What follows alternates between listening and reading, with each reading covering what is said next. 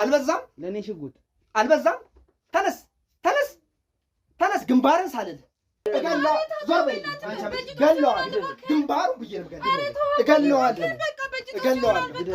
ታውቃላችሁ ተሳሳትኩ አይለቅም እስቲ አንተ ዳንና ችግር የለውም እሱ አልታገባ አገሩ ሁሉ ሴት ነው አይደል የወደቀ ዛፍ ምሳር ይበዛበታል እንዴት ናችሁ ደህና ናችሁ ውድ ቤተሰቦቼ እኔ በጣም ደህና ነኝ እግዚአብሔር የተመሰገነ ይሁን ቸሩ መድኃኔዓለም የተመሰገነ ይሁን እናቱ ነችና ወለላይቷ ቅድስት ብጽሕት ድንግል ማርያም የተመሰገነችውን ባላችሁበት ሰዓት አቆጣጠር እግዚአብሔር ሰላምታ ይብዛላችሁ ዋናው ሰላም ነው ሰላም ካለ ሁሉ ነገር አለ በየማመን ሰው ነኝና ማለት ነው ዛሬ እንደማንኛውም ጊዜ ሶሻል ሚዲያ ላይ ዞር ብዬ ያው ሶሻል ሚዲያ ጥቅም እንዳለውም ተጽዕኖ እንዳለውም አውቀዋለሁ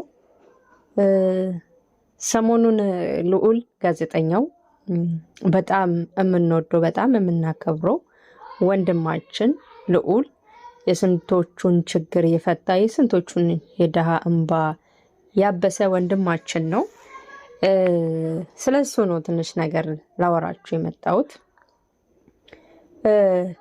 እንደ ጥያቄም እስቲ ኮሜንት ላይ እስቲ መልሱልኝ አንድ ሰው ስራ ሲሰራ ኃላፊነት ወስዶ ነው አይደለም ማለት አንድ ሰው ነጋዴ ሲሆን ክሳራውንም ራሱ ነው ኃላፊነት የሚወስደው እንጂ ሌላ ሶስተኛና ሁለተኛ ሰው ኃላፊነቱን አይወስድም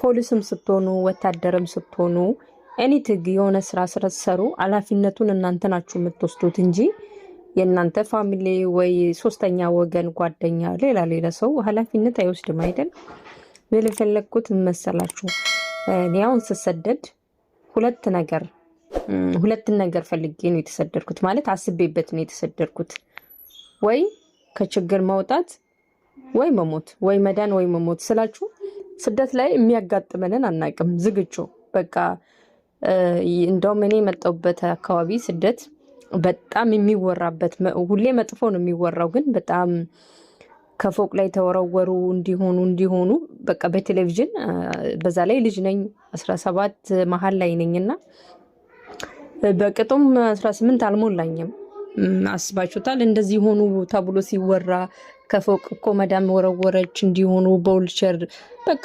በቴሌቪዥን ስክሪን ላይ አለውና በውልቸር እንደዚህ ስንት አመት ሰርች እንዲያርጋኝ ምናምን ይላሉና አንድ ነገር በቃ ቁርጠኝነት የሚባለው ነገር አምናችሁበት የሆነ ነገር መገቡት ማለት ነው መውደቅ እንዳለ መነሳት እንዳለም ተረድታችሁት ነው በቃ እርግጠኛ መሆን ስለማልችል ወይ መኖርን ነው ወይ መሞትን ነው በቃ ይሄ ሄጄ ሰራለው ተማምናችሁ ተደግፋችሁ የምትሄዱት ማንንም ሰው አይደለም አንጠልጥላችሁት የምትሄዱ ስደት ስትሄዱ ከቤትም ስትወጡ መድኃኔዓለም ነው በቃ መድኃኔዓለም አግዘኝ ነው ሌላ የሚያግዛችሁ ሰው የወለደቻችሁ እናት እንኳን የእጅ ቀለበት አድርጋ ዞራችሁ በቃ ወለደች አሳደገች የራሳችሁን ህይወት ነው የምትኖሩት የሚጠብቃችሁ ከልጅ እስከ መቼም እስከ ሁሉ ጊዜ የማይሰለች ቢሆን እግዚአብሔር ነው ሰው ይደክማል ይታመማል ይሰለቻል እናቀዋለን እና የማይሰለች እግዚአብሔር ነው እኔም አሁን ልል የመጣሁት ልዑልም ስራውን ወዶ ፈቅዶ ነው የሚሰራው ስራ ላይ ደግሞ እንቅፋት ይኖራል መጎዳትም መደሰትም ማዘንም በቃ ስራ እንትን ነው እንዴት ነው አየር በሉት የሆነ ጊዜ ፀሐያማ ነው የሆነ ጊዜ ዳመና ነው የሆነ ጊዜ ቀዝቃዛ ነው አይደለ ሁሉ ጊዜ ተመሳሳይ አይሆንም ስለዚህ የሰው ሲኖር ስራ ላይም እንደዛ ነው የሆነ ጊዜ በስራው ስኬታማ ይሆናል የሆነ ጊዜ ደግሞ ያው ደካማ ይሆናል እና ልዑልም ስራ ሲሰራ ነበረ ስራዎቹ በጥሩ ነገሮች ወይንም በጥሩ ስራቸውን እየሰራ ባለበት ነው እንግዲህ ልዑል አንድ በተረገመሽ ቀን ወይንም አንድ በተረገመ ሰው ወደ ጅብነት የተቀየረውና ወደው ፈቅዶ አይደለም አንደኛ ለራሱን ማለት ሰው ከምንም ከማንም በላይ ራሱን ነው የሚወደው ብዬ አምናለሁ ማለት እኔ ከራሴ በላይ ከሌን ወዳለው ውሸት ነው ማንም ራሱን ይወዳል አይወድም ማለት አይደለም ልዑልም ስንቱ ሰው ሲያለቅስ ስንቱ ሰው ሲጎዳ ስንቱ ሰው ህይወቱ ሲያልፍ ስንቱ ሰው አካል ጉዳተኛ ሆኖ ቤቱ ሲቀመጥ ስንቱ ወጣት ሲያለቅስ አርፎ መቀመጥ አላቃተውም። ራስ ወዳዱ ነው ማለት ነው። አንዳንድ ጊዜ ሰው ስትሆኑ በተለይ ንጹህ ሕሊና ካላችሁ፣ ንጹህ አእምሮ፣ ንጹህ አመለካከት ካላችሁ እኔን የሚለውን ነገር ትተዋላችሁ። ለሌላ ሰው ማሰብ ትጀምራላችሁ።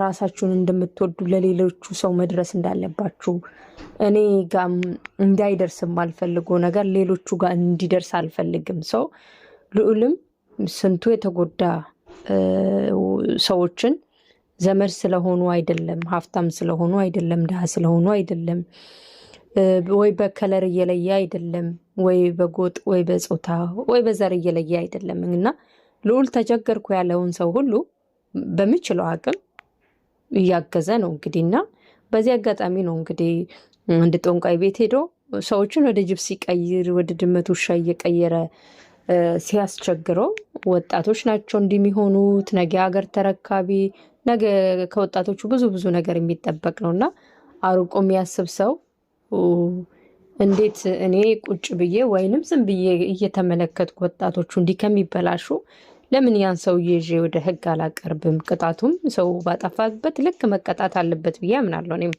ሰው ስላጠፋ ይቀጣ ብሎ ነው የሄደው እና ባልገመተውና ባላወቅበት ነው እንግዲህ ወደ ጅብ የተቀየረው ሰው። እሱንም አልተውም፣ ወደ ሕግ ቁጥጥር ስር አውሎታል። ግን እኔ አሁን ላወራ የመጣሁት ዋናው ነገር በመግቢያ ላይ የወደቀ ዛፍ እንጨት ይበዛበታል ብዬ ነበረ እና እንግዲህ ልዑል ታሟል። ሰው ልጅ በታመመበት ጊዜ ነው ሰው የሚያስፈልገው። ባልም ይሁን ውጨኛም ትሆን ምስትም ትሆን እናት አባት ወንድምም ዘመድ አዝማድም ሰው ልጅ በህይወት ሲቆም ሲታመም ሲቸገር ከአቅሙ በላይ ችግር ሲይዘው ከጎኑ በቃ ከጎኑ እንድትሆኑ አይደለም የሚፈልገው። በሌላ ጊዜማ በደህና ጊዜማ እኮ ችግር የለበትም አይደለም።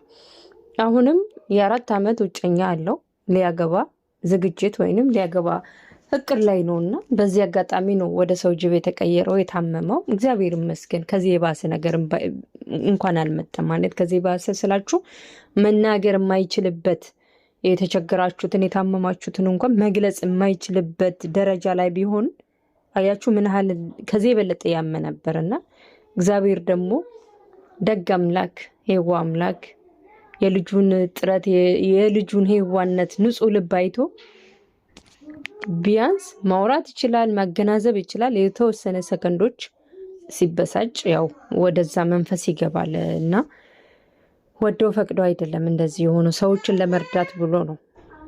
እና የተረዳሁት የውጨኛ ቤተሰብ ጋር ውጨኛ ቤተሰቦቿ ሙሉ ቤቱ ወደ ሌላ ቤት ተቀይሮ ሄዷል። ልዑልን ወይንም የልዑል ውጨኛ እንዳታገኘው ብሎ እናትና አባት ወደ ሌላ ቤት ተዘዋውሯል እና ልዑል ይሄን ከውጨኛው ጓደኛ ሲሰማ ቤተሰቦቹን ወደ ቤታቸው ወደ ተከበሩበት ሰፈር እንዲመለሱ ነበረ ስለ የነበረውና ውጨኛውም እኔን ለምን አትጠይቅኝም? 2 ሳምንት ሙሉ ስታመም ከጎኔ ብትሆኚ ሐኪም ቤቶች ግሉኮስ ሲሰካልኝ እንኳን ከጎኔ አልነበርሽም። እኔ ባልሽ አይደለ ውጨኛዬ ነሽ፣ ለምንድን ነው ከጎኔ የማትሆኚው ነበር ያላትና በመሀል እየተጨዋወቱም እነሱም ያልባሌ ቃላት ሲወራወሩ ደግሞ ያው ህመም አለበት ትንሽ ህመሙ መጣበትና ለትንሽ ጊዜ ወይንም ለትንሽ ሰከንድ አሞት ነበር ልዑልንና እናትና አባቱ ምን አሉት መሰላችሁ? ማንም ሰው የራሱን ልጅ አስበልጦ ይወዳል አይደል? ለዛችኛውም ልዑልም ለእናቱ ልጅ ነው፣ እችኛውም ለእናቱ ልጅ ነች። ምንም ዲፍረንስ የለውም፣ ልዩነት የለውም። 4 ዓመታት አስባችሁታል? ስትወዶ ስታፈቅሮ የኖረችው ቤተሰቦቿም እሷ የወደደችውን ያፈቀረችውን ወዶ 4 ዓመት ሙሉ ባይጋቡም በውጭኝነት እሱ ጋር እያደረች እሱ ጋር የሆነች እና ጊዜ እያሳለፈች ለነገ አገባለሁ ብላ ቤተሰቦችን ያስተዋወቀች ነች። ዛሬ ሲታመም ግን ከማስታመም ይልቅ ነገሮችን ከመረዳት ይልቅ ይሄ ለምን በክብሬ ዋረዳለሁ፣ ለምን እንዲሆናለሁ፣ ነገ እኮ ምን እንደምንሆን አናውቅም። እግዚአብሔርን በጣም ተናድጄ ነው እያወራሁት ያለሁት አሁን ማለት ነው። እና ነገ ምን እንደምንሆን አትሊስት በሰከንዳት ልዩነት ምን እንደምንሆን ምን እንደሚፈጠር አናውቀውም። ህይወታችን በክርስቶስ እጅ ነው ያለውና በመሃል ሲያመው በዱላ ወገቡን ነበር ያሉት የውጨኛው የልዑል ውጨኛው አባት ማለት ነው። ምን አለበት ውሃ ነገር ብረጩበት፣ ጸበል ነገር ብታረጉ። በዱላ የሚወገዝ መንፈስ ከየት ተገኘ?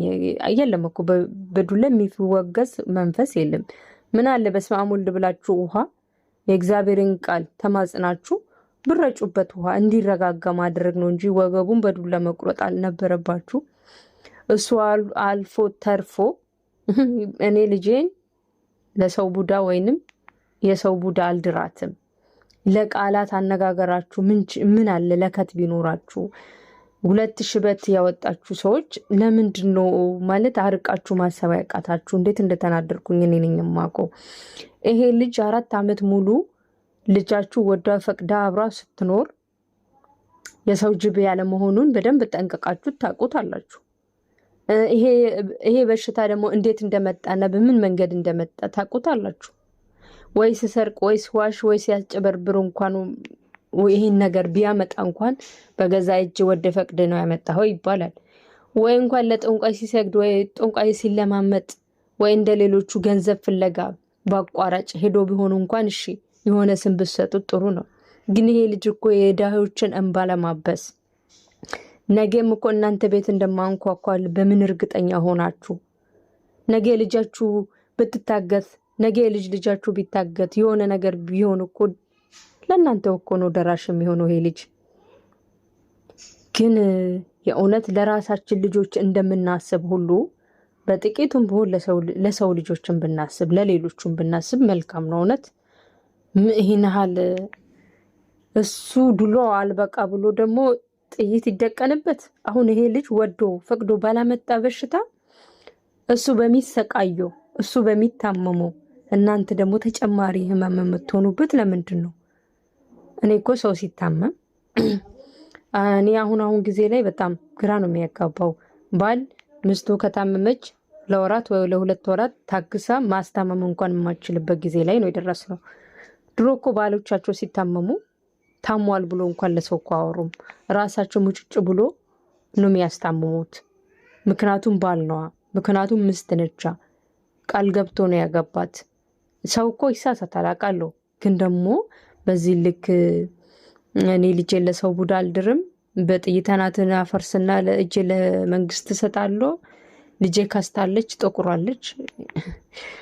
ሰው ልጅ እኮ እንትን አይደለም እኮ ማለት ሰው ቋሚ አይደለም አይደለ? ሰው ቋሚ አይደለም።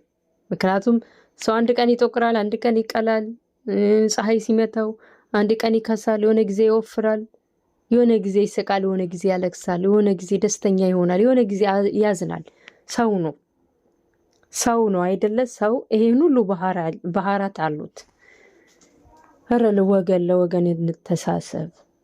ቢያንስ ይሄ ልጅ ጸበል ስራውን ተው አትተው ክርክር ከመከራከር ይሄ ልጅ በቃ ውጨኛው እንድትመክረውና ጸበል ሄዶ በደንብ እንዲድን ከዛ በኋላ እኮ ይደርሳል።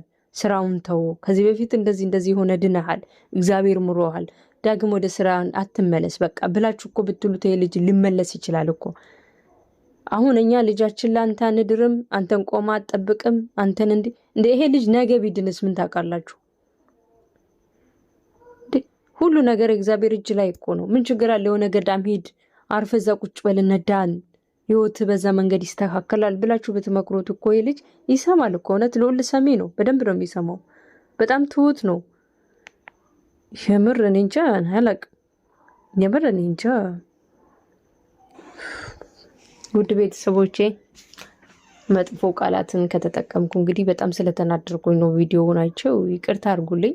አውቃለሁ እነሱም ቤተሰብ ናቸው። ግን ደግሞ ቤተሰብም ቢሆን የልጅቷ ቤተሰቦች ልጁ መጀመሪያ የቡዳ ዘር የሚባለው አለ አይደለ? እንደዛ እንዳልሆነ ያውቁታል።